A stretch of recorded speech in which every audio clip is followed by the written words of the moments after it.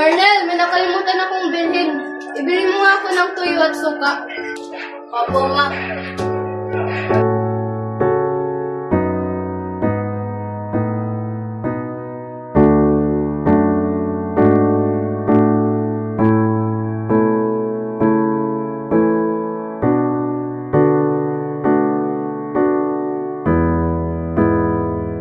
Saan napunta? Ay, natusan lang ako ni Mama bumili ng toyo at suka. Sige po.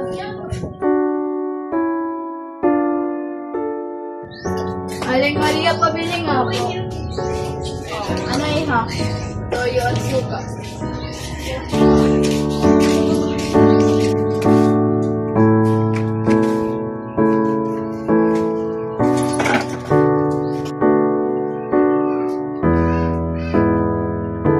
Jude!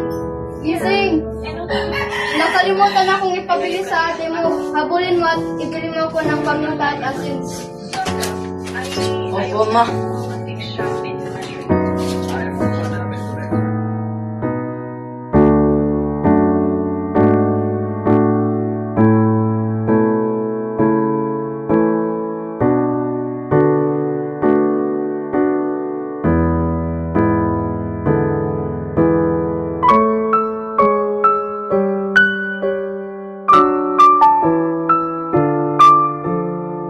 Ejid, saan ka pupunta?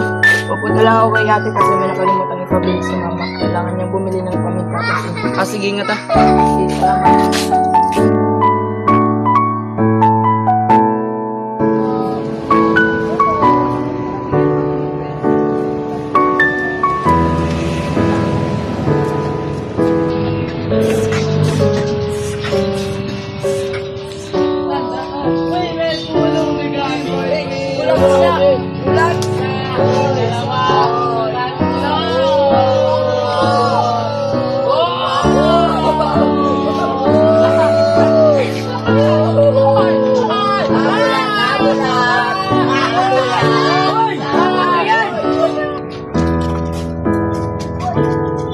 Bakit niyo yung ginawa? Bakit? Ayaw ninyo ba yung pera? Huwag ganyan. Hindi yan mabuti. Ano na bang nangyari sa mundo?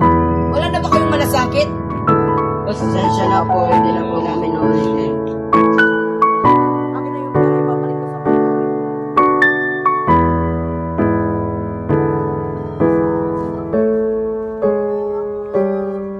Ale, ito na po yung pera na kinuha kanina sa iyo ng mga bata. Salamat. Pakabuti mo.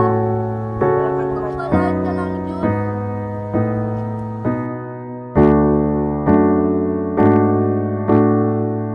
Pabili nga ako ulit. Ano ulit yun? Paminta at asin.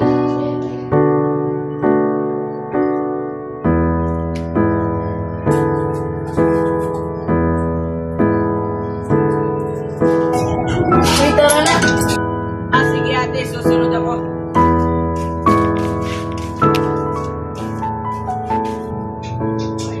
Alam mo ate, may nakita kong hindi maganda kanina. Ano yun, Jude?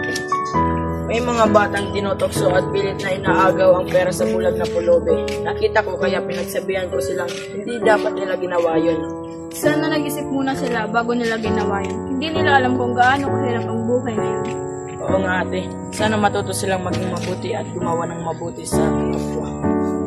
Siguro kung magtutulong-tulong tayo, mas magiging magaan ang lahat. Hindi lamang para sa atin, kundi para din sa iba. Oo nga, tama ka ate. Pag may nakita tayong mali, hindi lang dapat tayo manahimik.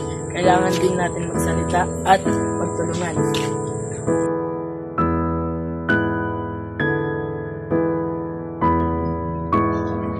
Andito na po kami. Oh, andito na pala kayo. Salamat at mga library niya akong mabilihin. Walang anuman ma, natutunan lang din naman namin kung gaano kalaga ang maging tapat sa responsibilidad at sa bawat isa, hindi lang sa salita at pati na rin sa gawa. Ang katapatan ay isang halagang prinsipyo na dapat isabuhay sa araw-araw na buhay. Ito ay nagpapakita ng ating pagkatao. Matutungayan natin kung paano namin ipinakita ang katapatan sa kilos at sa gawa sa pamamagitan ng pagdudulas.